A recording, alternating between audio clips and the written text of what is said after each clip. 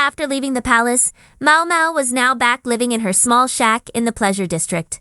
She wasn't alone. Shuyu, a boy who survived the destroyed Shi clan, was living with her. One morning, Mao Mao went to the Verdigris house, the brothel where her adoptive older sister worked. At the Verdigris house, Mao Mao was greeted with an unusual breakfast. The owner, known for his kind heart but careless business sense, brought out a pile of fried grasshoppers as a side dish. Apparently, due to a poor harvest, farmers were selling these grasshoppers, and the owner had bought a huge quantity. Everyone, including the courtesans, was disgusted, except for Shu, who innocently declared that the grasshoppers were crispy and empty. Shuyu's comment bothered Ma. At the market, they saw many stalls selling similar grasshoppers. Shuyu suddenly remembered something. Grasshoppers with crispy, empty shells were a sign of a poor harvest. To help remember it, Shuyu, who turned out to have an incredible talent for drawing, sketched two types of grasshoppers, normal ones and the ones that appeared during hard times. For Mao Mao, this was a danger sign. A locust plague could destroy a nation's harvest. If this happened now, right after the emperor had just punished the powerful Shi clan, many people would see it as a curse from heaven. This could be a major test for the emperor's rule. Although her first thought was it's none of my business, Mao Mao's instincts as an apothecary and former palace employee wouldn't let her stand by. This warning was too important to ignore. So, she went to her usual bookstore to look for literature on grasshoppers. There, she unexpectedly found a very familiar illustrated book on birds, the very same book she had used to research the elixir of immortality back in the Shi clan palace. Mao Mao couldn't just ignore finding this encyclopedia from the supposedly sealed-off Shishu fortress. That book was clearly stolen property. Cleverly, she called upon Lihaku, the soldier who has a crush on Perrin, to help investigate the market. The result? They successfully caught the thief.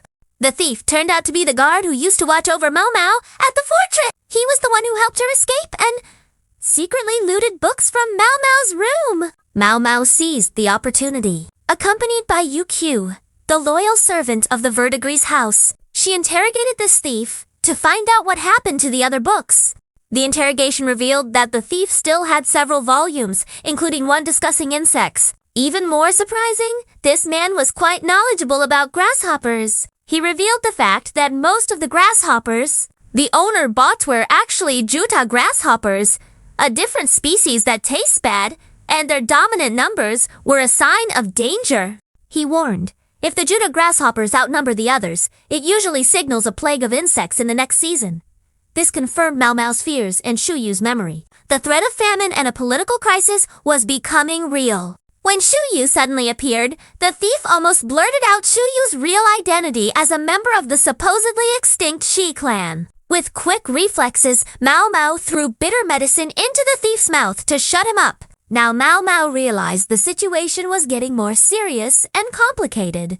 Faced with two major threats, a looming locust plague and Shuyu's secret nearly being exposed, Mao Mao decided to immediately contact the only person who could help her, Jinchi at the palace. 3 days after catching the thief, Jinchi finally came to visit Mu. His face looked pale and extremely tired, with clear dark circles under his eyes. Even so, Mao Mao immediately got to the important matters. She showed him the stolen encyclopedia from the fortress and Shuu's comparison drawings of the grasshoppers. She bluntly warned Jinchi, if a locust plague happens again this year, things are going to get difficult. She explained that it wasn't just a threat of famine, but it could also be seen as a sign of the emperor's illegitimate rule, especially after the destruction of the Shi clan.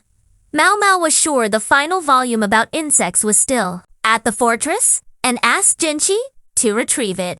Jinchi, overwhelmed with work, agreed to get the book. However, Mao Mao was more worried about his physical condition. He'll collapse if he keeps this up, she thought. With sincere intentions, Mao Mao decided to treat Jinchi's exhaustion by forcing him to sleep at the Verdigris house.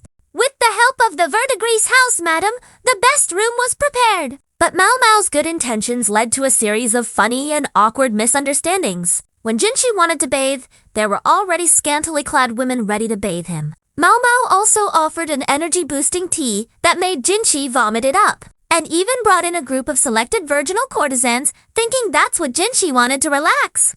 Jinchi protested, I just want to sleep.